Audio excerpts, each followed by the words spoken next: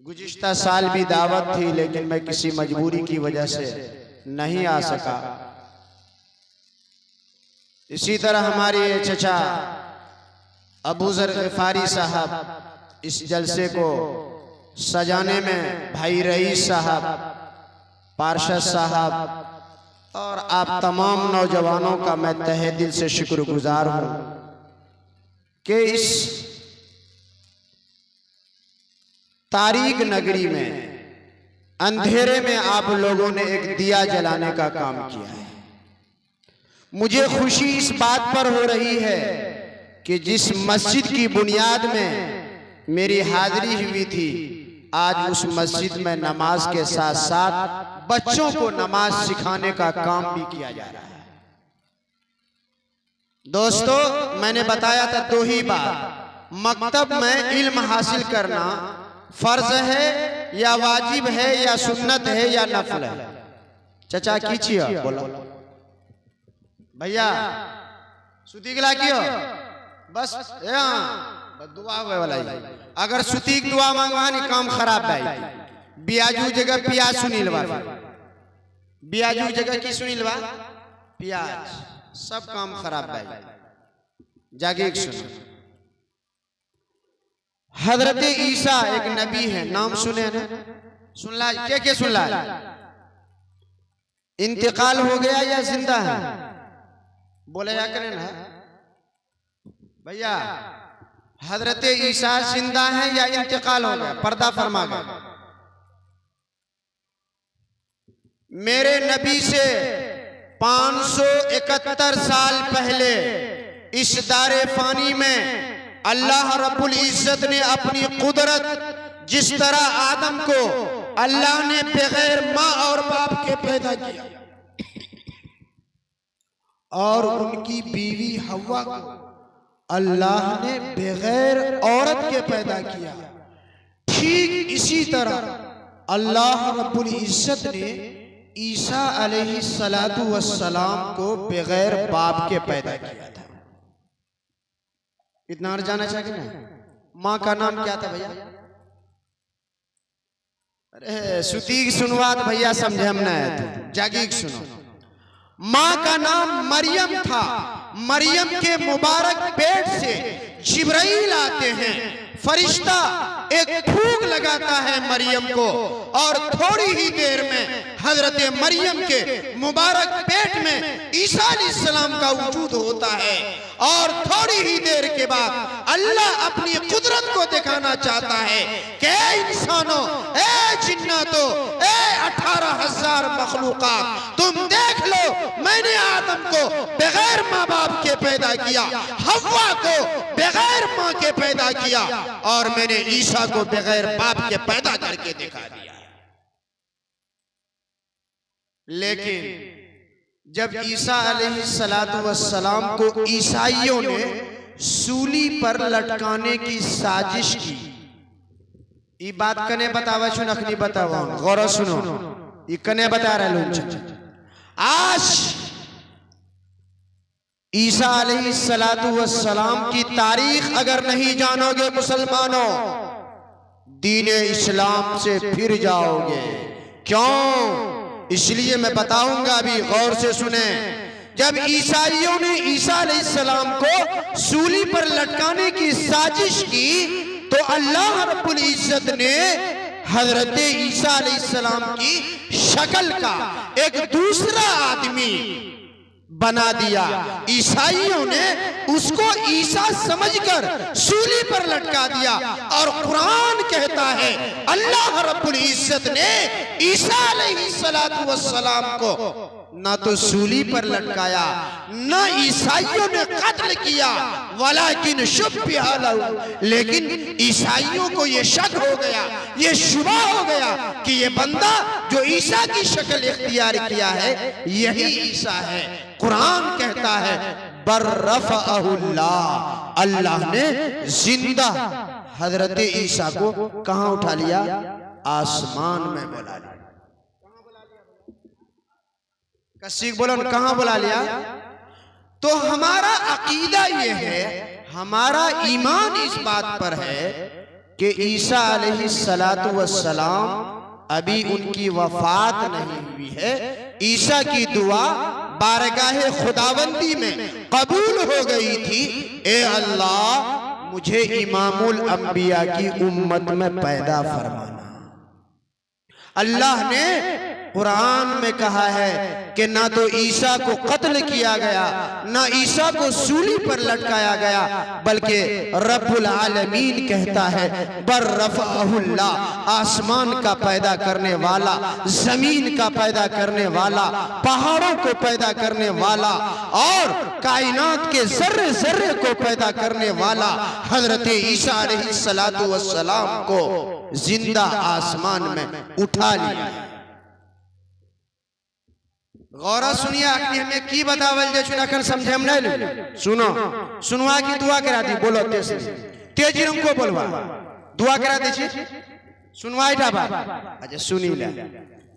इस वक्त हिंदुस्तान में जैसे अंग्रेज के जमाने में अंग्रेज को कोई मनहूस और मलऊन और बदनसीब नहीं मिला था, एक बदनसीब मिला गुरदासपुर पंजाब में मिर्जा गुलाम अहमद कादियानी की शक्ल। अरे बोले या करें ना, जे लोग पंजाब के लाच वहां एक बस्ती थी, की नाम से उकर गुरदासपुर। वहां मिर्जा गुलाम अहमद मलऊन पैदा हुआ। अंग्रेजों ने उनको समझा बुझा के इस्लाम को कमजोर करने की साजिश और प्लानिंग बनाई और मिर्जा गुलाम अहमद कादियानी को ये कहकर ऐलान करवाया कि गुलाम अहमद तुम इस्लाम के खिलाफ लोगों में ये ऐलान कर दो कि मैं आखिरी नबी हूं। कौन हूं? अरे बोले या करें ना, तहु से नहीं बोलते हैं तब सुने मजा आए। क्या मैं आखिरी नबी हूं? जबकि मुसलमानों का अकीदा यह है, मेरा नबी कहता है मेरे बाद कोई नबी नहीं होगा, मैं आखिरी नबी हूं, मैं इमामुल अंबिया हूं, मैं खातमुल अंबिया हूं। मैं नबूवत के दरवाजे को मोहर लगाकर बंद कर दिया। आज के बाद इस दुनिया में बाज़ाब्ता कोई नया नबी नहीं आएगा। ये इसलिए कह रहा हूं कि ईसा फिर से दुनिया में आएगा। अल्लाह ने उनको पहले ही नबी बना दिया था, वो तो अपने पास बुला लिया है, फिर कुर्बे क़यामत आएंगे।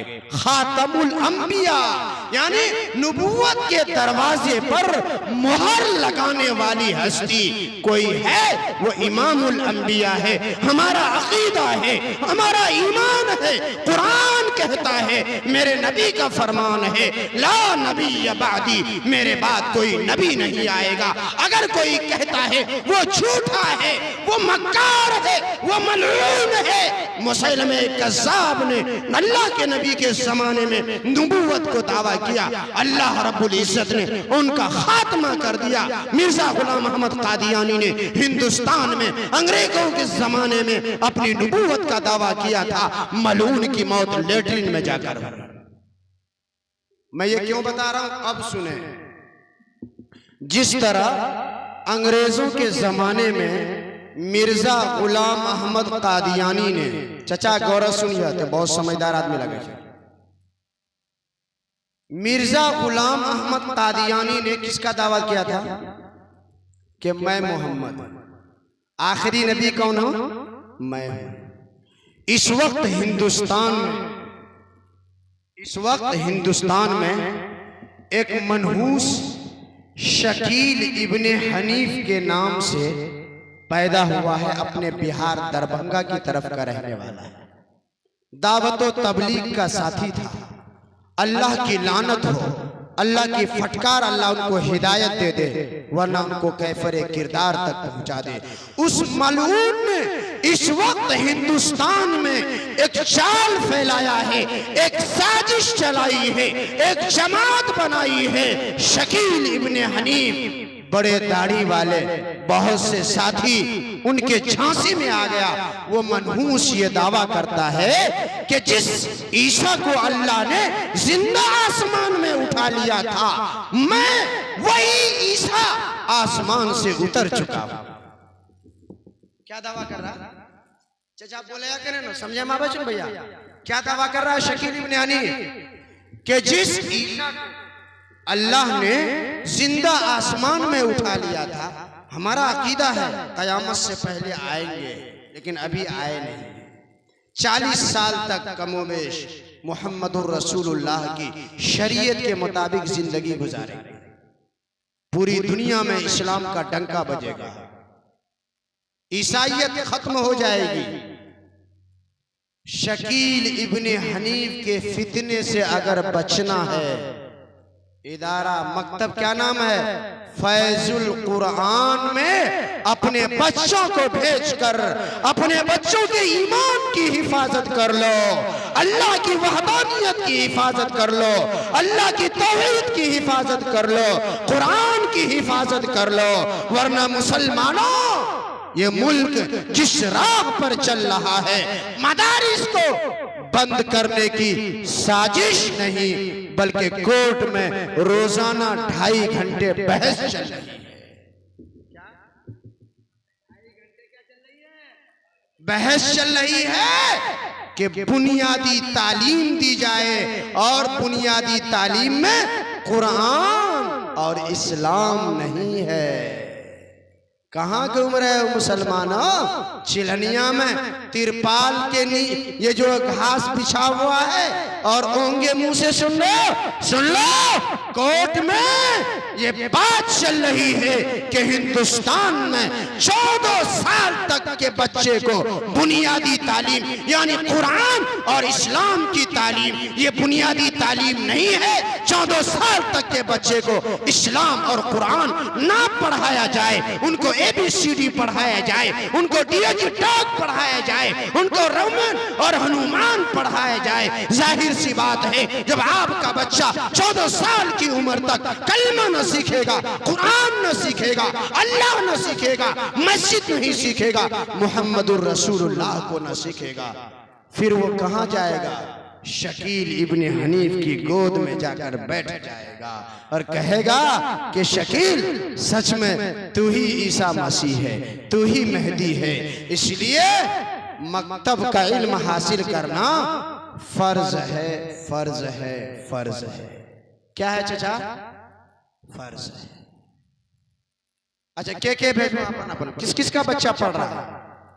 जिसका बच्चा पढ़ रहा है सुभान अल्लाह, नहीं पढ़ रहा है, आज इस मजमे से ये आज़म करे, ये वादा करे कि अपने बच्चों के ईमान की हिफाजत के लिए, ईमान को दुरुस्त करने के लिए, अल्लाह का कुरान सीखने के लिए, इस्लाम की हक़ानियत और इस्लाम की हिफाजत के लिए अपने नन्हे नन्हे मासूम बच्चे को सबसे पहले कहाँ भेजेंगे चाचा? मकतब में भेजेंगे। मदरसे का इल्म बाद में आएगा, मदरसे में जाकर आपका बच्चा हाफिज बनेगा, आपका बच्चा मौलवी बनेगा, वो बात की बात है। पहले अपने बच्चे को मुसलमान बना लो। क्या बना लो?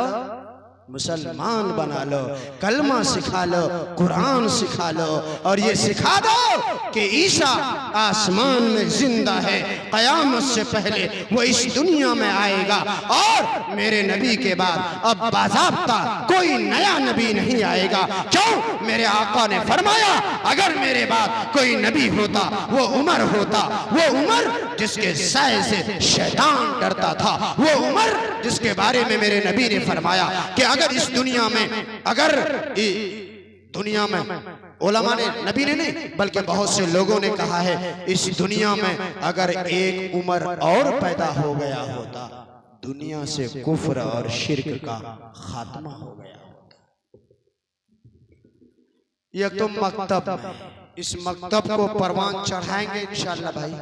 जितने भी मकातिब चल रहे हैं, चाहे वो मस्जिद में चल रहा, चाहे वो दरवाजे पे चल रहा हो, चाहे वो तिरपाल छप्पर डाल के चल रहा हो, खुदारा उनको बचा लो मुसलमानों, वरना खुदा की कसम अभी एक बाबरी मस्जिद गई है मेहरौली के अंदर, 100 साल से ज्यादा पुरानी मस्जिद जिन्नात, मोर कबर, मजार सब उस पर बिल्डोजर चला दिया गया, और न जाने ज्ञानवापी मस्जिद में नीचे पूजा करने की इजाजत दे दी गई। मुसलमानों, मस्जिद तो बना ली है, लेकिन मस्जिद को अगर इनकी गिजा ना दी, इनको आबाद ना किया, लाल किला में जाकर देखो, मोदी मस्जिद है, इतना बड़ा ताला उसमें लगा हुआ है, उसमें कोई नमाज नहीं पढ़ सकता। कुतुबुद्दीन बख्तियार काकी के महरोली जो है कुतुब मीनार, जब मैं घूमने के लिए गया, उनके बगल में एक मस्जिद है, वीरान पड़ी है।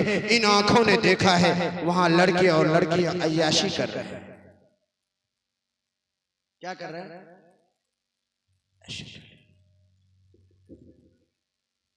मुसलमानों, अपना अंजाम सोच लो। एक बाबरी मस्जिद गई है, पूरी दुनिया में कोहराम मचा हुआ है। आवाज तो उठाते हो, सर कटाने के लिए तैयार है मुसलमान, लेकिन मस्जिद में सर झुकाने के लिए तैयार।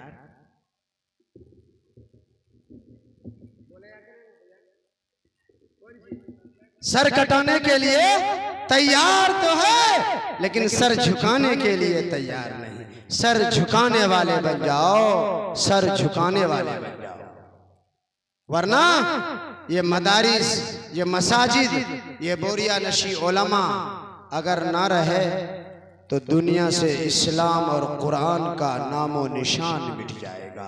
ये उलमा ये चटाइयों में बैठकर, ये हुफाज चटाइयों में बैठकर आपके बच्चे के दीन के और ईमान की हिफाजत कर रहे हैं।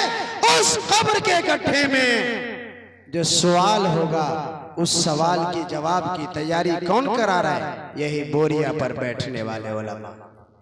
वक्त नहीं, आप सिर्फ सुनी ला। कब्रिस्तानम गौरू ठोकना किरण कोच फतवा मंगलाल कहियो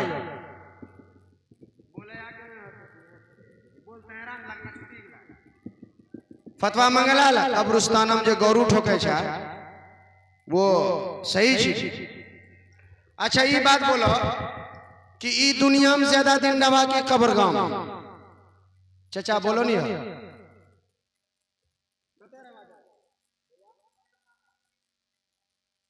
तो जते ज्यादा दिन रहते उठा घर पर यहाँ बनाना चाहिए कि ईटा घर? के बनेला बोलो तो? कोई नहीं बना रही भैया। बिहार सरकार को मुबारकबादी दीजिए। पूरे बिहार में बिहार हुकूमत ने कब्रिस्तान की घेराबंदी में करोड़ों नहीं अरबों रुपए लुटा दिया। क्या नीतीश कुमार बेचारा आकर चौकीदारी करके देगा? क्या चौकीदारी करा देगा? तोर बस क्या कब्रिस्तान में घेराबंदी में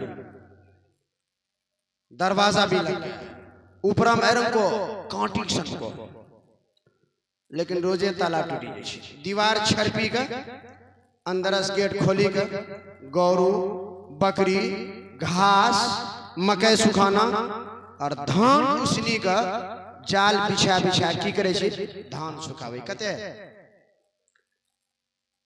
अच्छा ये बात बोलो, तोर अगनामा अगर वो भैंसा बानी क्या ठोकी देतू ओकरा छोड़वा की बोला या करन चाचा छोड़वा ओकरा की करवा? व्यहार पिटना लाका जेर पिटना से ठोकता है नहीं, कैसा लगते गौरू बादाम ठोके ना अभी तुरे ठोके। हाय रे न जाने कितने बाप दादा हमारी कब्र में सो रहे। कसम खुदा की गौरू जे हम पेशाब कर वह नंबर पापा सराहना है, मेरे पाप के सराहने पे गाय पेशाब कर रही है। ए मुसलमानों, डूब के मर जाओ, तुम्हारा ज़मीर मर चुका है। अगर तुम जिंदा हो, तुम्हारे मुंह में तुम्हारे बदन में कोई जानवर पेशाब कर देगा, तुम उसको नंगी तलवार से गर्दन उड़ाने के लिए तैयार हो, फरसा निकालोगे और न जाने कत्ता निकालोगे, पसुल्ला निकालोगे, कुल्हाड़ी निकालोगे। और हमारे बाप दादा हजारों सैकड़ों लोग कब्रिस्तान में सो रहे हैं और बिहार हुकूमत ने अरबों खरबों रुपए की स्कीम से कब्रिस्तान की बाउंड्री करवा दी और लोहे का गेट लगा दिया। लीक कंपनी का बड़ा सा ताला भी लगा दिया। लेकिन अफसोस है मुसलमानों, ए नौजवानों, ए मेरे गयूर मुसलमानों, तुम डूब के मर जाओ। तुम अपनी गाय को, अपने बैलों को, अपनी बकरियों को कब्रिस्तान में ले जाकर ठोक देते हो। तुम्हारे बाप के सर में, कभी बदन में, कभी मुंह में वो बैल पेशाब करता है, गाय पेशाब करती है, बकरियां पेशाब करती है। तुम्हारे ज़मीर को कभी तुमने अपने ज़मीर को पूछा भी है? पूछा भी है कभी? मैं इधर उधर की बात नहीं कर रहा हूं, सिर्फ मैं अपने मुआशरे में जो बीमारी है ना, उसी की बात करता हूं। अभी हमारे सीमांचल के जो मशहूर शायर बार बार मेरा तज़किरा कर रहे थे, असल में उनसे जब मेरी मुलाकात कुजरी और फरसा डांगी के एक प्रोग्राम में हुआ, वहाँ सोहराब साहब जो चंदा कराने में बड़े मशहूर हैं, उन्होंने धोखा दे दिया। तो मुझे वहाँ के लोगों ने बगैर इश्तिहार के बुलवाया और अल्लाह रब्बुल इज़्ज़त ने तकरीबन 10 लाख रुपए चंदा हुआ। 6,32,000 रुपए मैंने नकद चंदा करवाया हुआ। फरसा डांगी की जमीन आज भी गवाह है। दोस्तों, मेरा इसमें कोई कमाल नहीं, देने वालों का कमाल है। अल्लाह ने दिल में डाली है बात। दोस्तों, ये कब्रिस्तान में गौरू ठोके मसला समझे मा भी ग्रुन के सवाब छी कि गुनाह छी? ठोकवानी ना ना ठोकिया बोलिए चलो कब्रम जी हती देख लो कि कोई अगर समझावल चला गला ना, ओ बोलते बाहर नया नया मौलवी नया नया मसला। अरे नए मसले की क्या बात है? क्या तुम्हारा ज़मीर, तुम्हारा दिल कभी इस बात को गवारा करता कि तुम्हारा बाप जिंदा होता और बकरा या बकरी या कुत्ता तुम्हारे बाप के सराहने में पेशाब कर देता? क्या तुम्हारा दिल गवारा करता? अच्छा बताओ, कब्रिस्तान जब गौरू ठोका वहां आगे ही मुतई की नहीं बात बोला? अरे ठोक वहां क्या सुती छियो?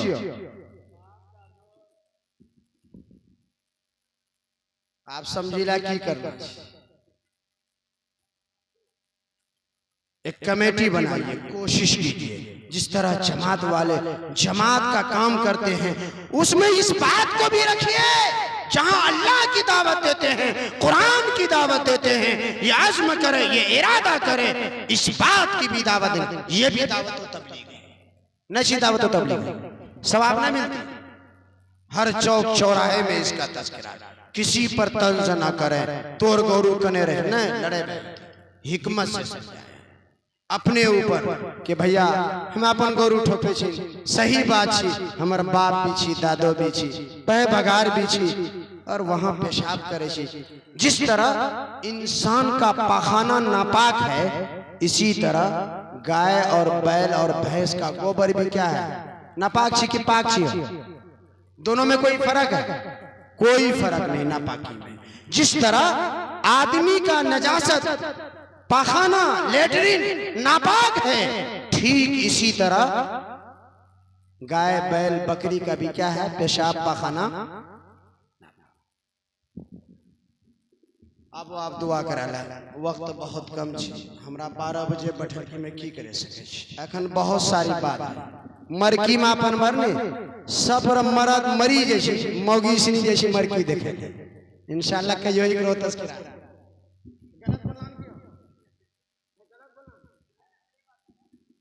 मरद रे पता नहीं कथे चलो जैसे, अगर अल्लाह में इजाजत दे दिल कहती नहीं कि थी मौगी माटी देवे, माटी न मिलना थी कब्रिस्तान में, कसम से 3 ट्रॉली अलगस माटी गिरावे पड़ी।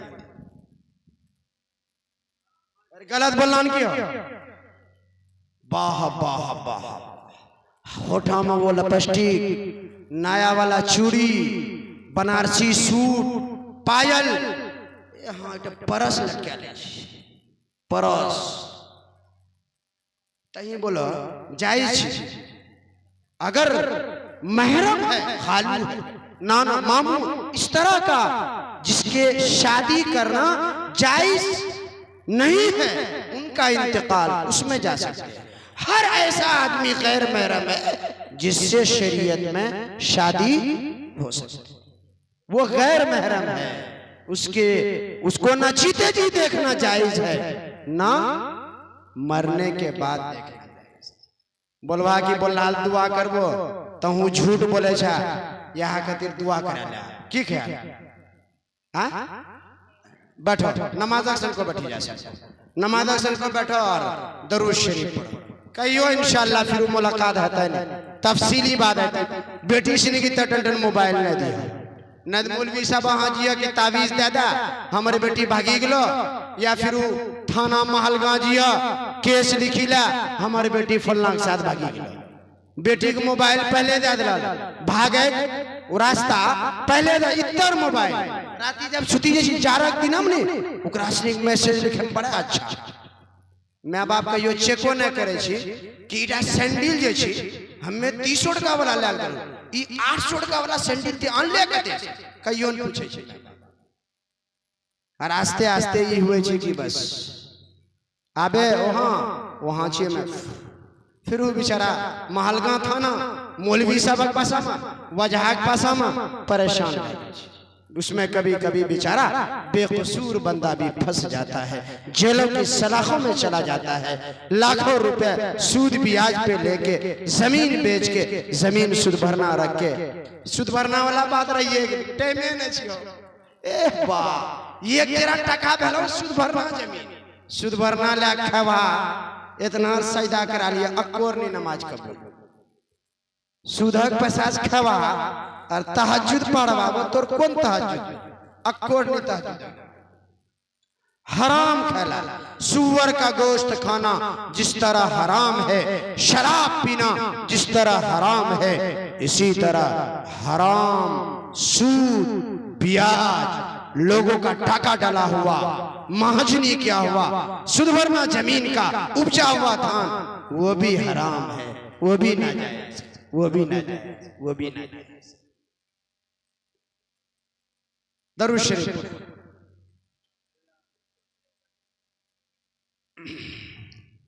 अल्हम्दुलिल्लाहि रब्बिल आलमीन अल्लाहुम्मा सल्लि अला मुहम्मदिन नबिय्यिल उम्मी व अला आलिहि व सल्लिम तस्लीमा। अल्लाहुम्मा रब्बना ज़लमना अनफुसना व इन लम तग़फिर लना व तरहमना लनकूनन्ना मिनल खासिरीन। ए अल्लाह, जिन लोगों ने भी इस जलसे को बनाने और सजाने में अपने तन मन धन जितनी भी कुर्बानी दी है, अल्लाह उनकी कुर्बानियों को कबूल फरमा। ए अल्लाह, जो उलमा आए हैं उनके आने को कबूल फरमा, जो सामईन बैठे हैं जिन्होंने सुना है, ए अल्लाह उनके सुनने को उनके बैठने को कबूल फरमा। ए अल्लाह, हमारे छोटे बड़े गुनाहों को माफ़ फरमा, दिन के उजाले में रात के अंधियारे में, ए अल्लाह जाने में अनजाने में हमने जो जो गुनाह किए करीम आका तो माफ़ फरमा। हे अल्लाह, हम सब यकीनन सुबह से लेके शाम तक, शाम से लेके सुबह तक तेरी नाफरमानियां करते रहते हैं। ए करीम आका, रहमत की रस्सी डालकर हम सबको गुनाहों के दलदल से निकाल दे। ए अल्लाह, दुश्मनाने इस्लाम को हिदायत की दौलत से माला माल फरमा। अगर उनके मुकद्दर में हिदायत नहीं है, ए अल्लाह उनके अज़ाइम को नेस्तो नाबूद फरमा। ए अल्लाह, दुनिया भर में जहां भी मुसलमान मारे काटे सताए जा रहे हैं, खास तौर से फिलिस्तीन के मुसलमानों की हिफाजत फरमा। ए अल्लाह, हिंदुस्तानी मुसलमानों की हिफाजत फरमा, मदारिस की, मसाजिद की, मकातिब की, मराकिज की, उलमाओं की, ए अल्लाह जान की, माल की, इज्जत व आबरू की हिफाजत फरमा। हमारी माओ और बहनों को पर्दा नशीब बना, माँ और बहनों को पर्दा नशीब बना। ए अल्लाह, गुनाहों से बचकर अच्छे अमाल करने की तौफीक अता फरमा, अच्छे अमाल करने की तौफीक अता फरमा। ए अल्लाह, कुरान को सीखने और सिखाने वाला बना। ए अल्लाह, कुरान को पढ़ने और पढ़ाने वाला बना। घर घर से कुरान पढ़ने की सदाई आए, आवाज आए, तो ऐसा माहौल, ऐसी फिजा ए अल्लाह पूरी दुनिया में ए अल्लाह जारी और सारी फरमा। ए अल्लाह, हम में बूढ़े भी हैं, बच्चे भी हैं, जवान भी हैं, उलमा भी हैं, हुफ्फाज भी हैं। ए अल्लाह, इन सब की लाज रखकर तू हमारे गुनाहों को नेकियों से बदल दे, हमारे तमाम गुनाहों को नेकियों से बदल दे। ए अल्लाह, इस मकतबे फैजुल कुरान को दिन दूनी रात चौगुनी तरक्की अता फरमा। ए अल्लाह, इससे ज्यादा से ज्यादा बच्चे फैज़याब हों। ए अल्लाह, तू इस इदारे को दिन दूनी रात चौगुनी तरक्की अता फरमा। ए अल्लाह, हासिदों के हसद से, फितीनों के फितने से, शरारत पसंदों की शरारत से ए अल्लाह भरपूर हिफाजत फरमा। ए अल्लाह, जो हमारे मुदर्रिस जो पढ़ा रहे हैं, ए अल्लाह उनके घर वालों की सबकी हिफाजत फरमा। जिन लोगों ने इस जलसे को कामयाब बनाने में कुर्बानियां दी है, पैसों से, वक्त से, ए अल्लाह तू उनकी कुर्बानियों को कबूल फरमा, कबूल फरमा। ए अल्लाह, हाज़रीन के दिली इरादों को, मुरादों को, जायज तमन्नाओं को पूरी फरमा। जो बे औलाद हैं उनको नरीना औलाद अता फरमा। जो ए अल्लाह जिनकी औलाद नाफरमान है उनको मोती और फरमा बरदार बना। नौजवानों को जिनके माँ बाप जिंदा हैं उनकी खिदमत करने की तौफीक अता फरमा। ए अल्लाह, जिनके माँ बाप दुनिया से चले गए उनकी मगफिरत फरमा।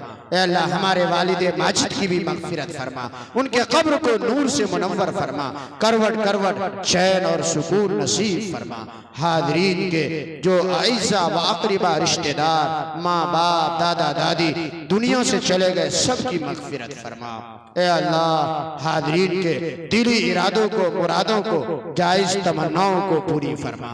ए अल्लाह, जो मांगा है वो भी अता फरमा, जो मांगने से रह गया अपनी शायान शान हम सबको अता फरमा। अल्लाहुम्मा रब्बना तक़ब्बल मिन्ना इन्नका अंतस समीउल अलीम व तुब अलैना इन्नका अंतत तव्वाबुर रहीम। सल्लल्लाहु तआला अला खैरि खल्क़िही मुहम्मदिन व आलिहि व सहबिही अजमईन बिरहमतिक।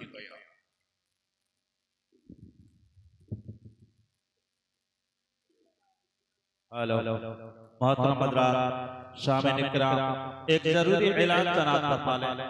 आज का जो चंदा वसूल हुआ है 1193 रुपया नगद वसूल हुआ है, 1193 रुपया नगद वसूल हुआ है और 2000 रुपये जो उधार है इंशाअल्लाह ताला उम्मीद करता हूँ वो भी मिल जाएगा। और दूसरी बात है, कल का जो बाज़ाब्ता प्रोग्राम है जिसमें मेहमान खुसूसी मुक़र्रिर, कलीदी मुक़र्रिर हैं, वो है जनाब रहबर शरीयत, पीरे तरीक़त जनाब हज़रत मौलाना उमर महफूज रहमानी साहब, secretary all India Muslim personal law board Malegaon. ये आपके बीच इंशाअल्लाह ताला कल तशरीफ फरमाएंगे। जो उनका फ्लाइट सुबह में है 5:30 बजे उनका फ्लाइट है, इंशाअल्लाह ताला वो आपके बीच कल 3 बजे तक आपके यहाँ आमद होगा उनका। और दूसरे शख्सियत है हजरत नमूना इस्लाम व फ़क़ीर कौम मिल्लत जनाब दाई इस्लाम अज़ीमुल मर्तबा खतीबुल असर जनाब हजरत मौलाना हलीमुल्लाह कासमी साहब, जनरल सेक्रेटरी जमाअतुल उलमा महाराष्ट्र मुंबई। और जो कलीदी मुक़र्रिर है मुक़र्रिर श्री बयान जनाब हजरत मौलाना मुफ्ती अमानुल्लाह साहब, उस्ताद हदीस जामिआ आसाद हैदराबाद। और जनाब हजरत मौलाना मुफ्ती मोहम्मद वलीउल्लाह साहब कासमी जो नाज़िम आला मदारिस फैजुल कुरान पलाल मुस्लिम ओखला से तशरीफ फरमाएंगे। इनके अलावा भी आपको हजरत मौलाना राशिदुल इस्लाम साहब है जो ठिकरी बाड़ी बंगाल से तशरीफ फरमाएंगे। मौलाना